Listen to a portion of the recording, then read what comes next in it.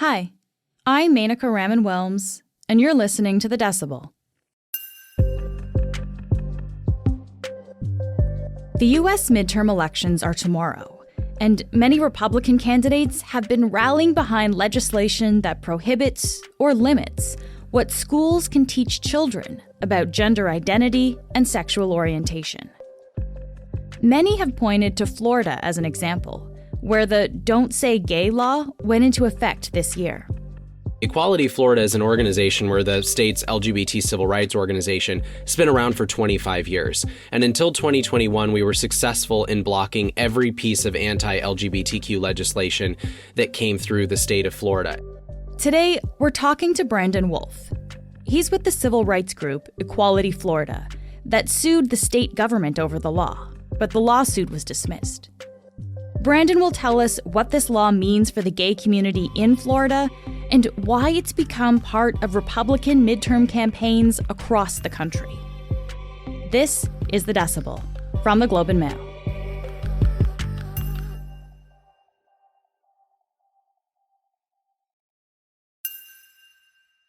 Brandon, thank you so much for joining me today. Yeah, thanks for having me. So if people have been paying attention to American politics in the last little while, they've probably heard of the Don't Say Gay law. Officially, it's called the Parental Rights and Education Bill, but it's commonly known as Don't Say Gay. Brandon, what exactly does it do? Very simply put, the law bans classroom instruction on sexual orientation and gender identity in grades K through 3 and restricts that instruction on grades 4 through 12.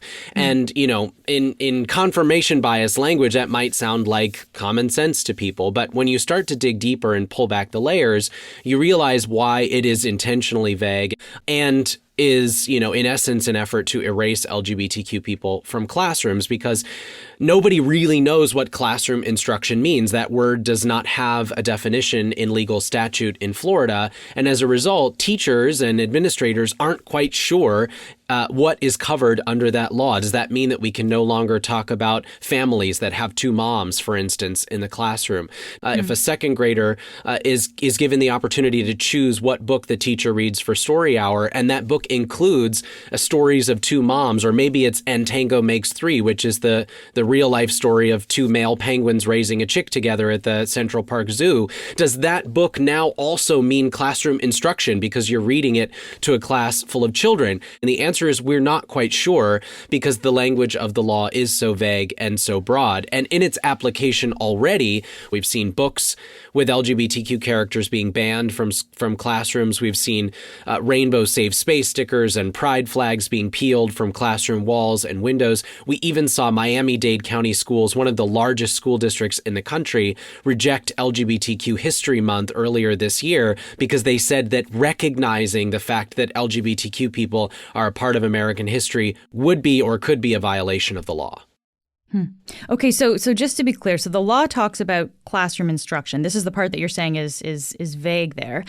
From what I understand, though, topics of sexual orientation and gender identity weren't actually part of the curriculum for kids that age, the K to 3 age there in Florida anyway. Is that right? So why bring this in? Yeah, that's correct. And one of the questions we've asked all along of Governor DeSantis and his allies is, with so many things facing Floridians, with a property insurance crisis, with climate change making storms more deadly here, with housing costs going through the roof, Florida is one of the least affordable states in the country right now. With all of those things happening to Floridians, why this? Why have we zeroed in on this particular issue? And the Senate bill sponsor, the guy who filed it in that chamber, told us, why is drug use discussion not prohibited? The issue here is, why is gender identity and sexual orientation specifically prohibited when there are so many other very difficult, mature subjects that are not exempted in this bill? Senator Baxley, you recognize. We are in a trending posture right now where, my son's a psychiatrist, and I said, why is everybody now all about coming out when you're in school? And I think 75% of people that I see polled on this bill, they agree with me that there's something wrong with how we're emphasizing this, and that all of a sudden, overnight, they're a celebrity when they felt like they were nobody. So what can actually happen to a teacher, to a classroom, a school, if gender identity or sexual orientation is talked about in their class? Let's get really specific about what happens if somebody files a complaint under this law. Let's say in second grade in Florida, it's actually a required classroom project for students to do the family tree assignment, where you get a little, cartoon cutout of a tree and you draw your family members on it, and then you get to do a presentation to talk about your families. A student comes into class, they are showing off their tree for the classroom, and they say, on this branch are my two moms. They like to take me for ice cream on the weekends. Another student says, well, that's weird. You can't have two moms. Where's your dad? The teacher steps in and says, in this classroom, we don't talk about people like that. Some families have two moms and they're just as valuable as anyone else's.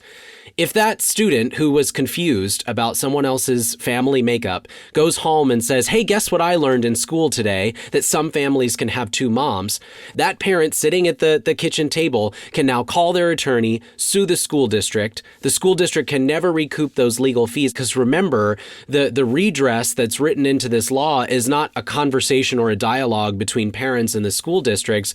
Parents have the right to call their attorney and sue the school district. And even if that lawsuit is thrown out, even if it's found not to be on solid ground, the school district can never recoup their legal fees. That's written into the law. And by the way, just in the last few weeks, the Department of Education has expanded the enforcement mechanism to say that the school district, as a result, can not only fire the teacher, but petition to have that teacher's license removed so they can never teach in the state of Florida again. That is the enforcement process of Don't Say Gay. And it never really involves a conversation about what is appropriate in a classroom. Again, you're watching as teachers flee the profession. You're watching as school districts pull back on all of their inclusion efforts because nobody wants to test that enforcement mechanism. Yeah, as a teacher, you wouldn't really want to put your job and your livelihood on the line. And I imagine that would, the example you gave there is quite poignant, but I would imagine that would come across other things as well, like, say, a pride flag in a classroom. That could spur questions and conversation. So that would probably be something that teachers might not want to test. Yeah, and you're right. And that's a really good example, because we've already seen just in the last few weeks a father here in the state of Florida sued a school district because there was a pride flag in his son's classroom. Now, the son was having the pride just flag for having in the the pride classroom. flag in the classroom. The son was moved to a different classroom ultimately, but because the pride flag was in that classroom, the father claimed that there was classroom instruction happening on LGBTQ issues and has initiated a formal complaint against the school district and that particular teacher. And again, because of the Department of Education's new policies, that teacher could end up losing their license. What impact is all of this having on the students? Well, that's the most important question, right? Because this is weighing most heavily on young people. We know that because these young people are already at higher risk. LGBTQ people, when they are, under the age of 18, are at really high risk of experiencing depression, anxiety, bullying, violence, sexual violence, and even suicidality before they graduate high school. In fact, LGBTQ young people in America are 4 times as likely as their peers to attempt suicide before they finish school. And these things are only making it worse. The Trevor Project recently did a study that said 60% of LGBTQ young people are telling us that their mental health has been negatively impacted by the political climate created by policies like this one, by the language that's being used to propel them through state houses across the country. And that's got to really terrify us, because these young people are vulnerable. These young people are in a place where the difference between them making it to tomorrow or not, the difference between them graduating and going off and living rich, full lives or not, is us telling them that they're perfect exactly as they are. We'll be right back.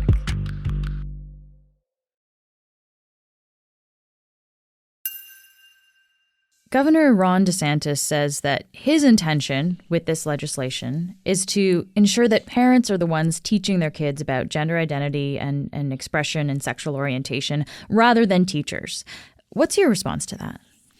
Everybody wants parents to be involved in a kid's education. Of course, parents know their children best, and the very best educational environments are the ones where all of us are working together to help those young people thrive. But the question about this law is, whose parents' rights are being protected? What about the LGBTQ parents who deserve to send their kid to school, their second grader to school, and have their family respected?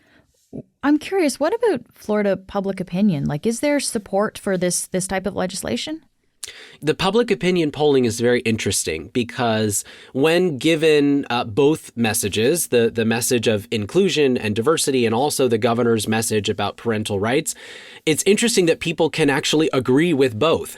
But the truth is, when people are confronted by the real consequences of the law, when we start asking them about book bans, when we start asking them about classroom censorship, when we start asking them about, taking family photos off of teachers' desks and hiding them in closets, that's when people get really uncomfortable. We've seen that not just with traditionally progressive people in the electorate. We see it across the board. Republicans are made uncomfortable with censorship and government book bans as well. And so, I think we've got to talk to people about the real consequences of policies like this one. And of course, this is starting to spill over into public rhetoric as well. What can you tell us about what you've seen on that front? Yeah, this might be the most disturbing part of what we've seen over the last 10 months or so. In the very final hours of the legislative session in March, the Don't Say Gay law was actually kind of floundering in the legislature. Republicans were having a really hard time getting it over the finish line. And as a result, Governor DeSantis, who really needed that legislative win, sent his press secretary into the world to begin peddling some of the disgusting and vile rhetoric that has now taken hold in this country. On one Sunday evening in March, she went on Twitter and smeared everyone in the LGBTQ community and our allies, saying that if we don't support the Don't Say Gay law, then we are, quote, groomers, that we are complicit in pedophilia, that it is our goal to indoctrinate children, that we're building some army of LGBTQ young people and trying to rip them away from their parents. All of it harkens back to some of the darkest anti-LGBTQ rhetoric that this country has seen in its history. Just this week, we saw a donut shop in Tulsa, Oklahoma, firebombed by a right-wing extremist because they hosted a drag show. Well, what are you hearing from queer people in Florida then about how these policies and this rhetoric is actually affecting them? People are really afraid. I spend a lot of time in the community just taking the temperature of where people are. I am very lucky to live in Orlando, which is a very progressive part of Florida. My community, especially in the wake of the Pulse nightclub shooting, has become increasingly more inclusive of people. I say often that tragedy allowed the city to come out as a welcoming place for LGBTQ people. But even here in the city of Orlando, people are really afraid for the future of Florida. They're afraid for the future of their families, of their kids, of those around them that they love. And they're afraid because of the way in which this governor's language and rhetoric has emboldened people. They're afraid of, these people that are right-wing extremists showing up with signs and posters, screaming things at school board meetings that were almost unfathomable just 5 or 6 years ago. And can I ask you, you mentioned the Pulse nightclub shooting there, Brendan. Can I ask you about your own experience with that? Yeah, I wasn't working for Equality Florida in 2016 when the shooting happened. In fact, I wasn't really even an advocate in the community. I was content to just live my life. I really wanted to be normal. As a kid, I never got a chance to do that. And so Pulse in many ways embodied that sense of normal. It was a safe space for queer people and especially queer people of color. And then, of course, all of that was turned upside down. I was washing my hands at a bathroom sink when the shooting started. I was really lucky to make it out with my life. But, unfortunately, 49 people were not, including my 2 best friends, my chosen family, my brothers, Drew and Juan, who were shot 19 times. I don't want there to be another Pulse nightclub. And that's why I'm so passionate about stopping it right now, about uprooting it. That's why I'm so passionate about holding the governor and his allies accountable for the words coming out of their mouths, because there are real people's lives in danger when we continue to traffic in some of the darkest and oldest anti-LGBTQ tropes on the books. I'm so sorry to hear about your experience there. I mean, it sounds like it was a really scary experience, honestly. But it also sounds like it's propelled you to the work that you're doing now. And this, of course, isn't just happening in Florida. We are talking about Florida here today.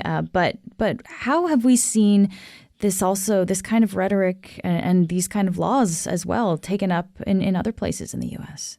Yeah. Florida is still the third largest state in our union. It is still the largest swing state in the country. And as a result, a lot of what happens in Florida becomes a petri dish for things that are happening around the country. In many ways, people sort of see the governors of Florida and Texas dueling each other to see who can race to the bottom of, overturning and peeling back progress that we've made over the years. But it's not just Texas and Florida. It is Ohio. It is Arkansas. It is Alabama. It is Mississippi. It's even places like Oregon and New York State.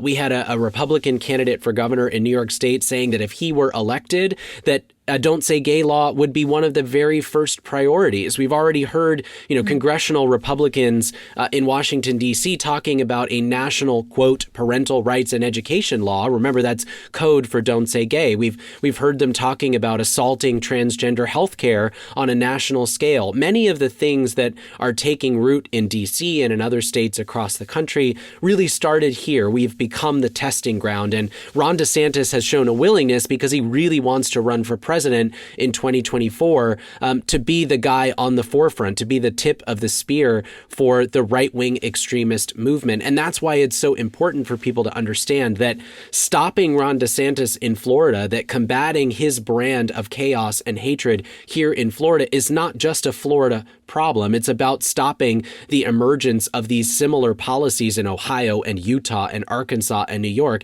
And it's about stopping them from taking hold in our federal government as well. The U.S. midterms are tomorrow, November 8th. Ron DeSantis is up for re-election in Florida. Does it look like he's going to win? Unfortunately, Ron DeSantis has built a very powerful machine. And so I want to be realistic with people that the betting odds are that he will be reelected. Incumbents are very hard to beat here in the country. And Ron DeSantis has built an enormous war chest. Before I let you go, you sound very concerned about what's going on, Brandon, but you also sound hopeful. Can I ask what gives you hope here? Yeah. A lot of things give me hope. Listen, the governor's strategy is not unlike right-wing strategies throughout history. It is to create something so chaotic, so overwhelming, a storm that is swirling so loudly around you that you lose hope. But the truth is that fighting back is our only hope. Throughout history, LGBTQ people have lived with our backs against the wall. When we fought for marriage equality, when we fought for the rights of our families to be recognized, when we fought for non-discrimination protections, when we fought back against the violence at Pulse nightclub, our backs were against the wall. And guess what? We stood unapologetically, unashamedly, and said we will not be bullied into silence. We will not be bullied into submission. And as a result, we've made incredible progress. Brendan, thank you so much for taking the time to speak with me today. Thank you. Appreciate it. That's it for today. I'm Menaka Raman-Wilms. Our producers are Madeline White, Cheryl Sutherland, and Rachel Levy-McLaughlin. David Crosby edits the show. Kasia Mihailovich is our senior producer, and Angela Pacenza is our executive editor. Thanks so much for listening, and I'll talk to you tomorrow.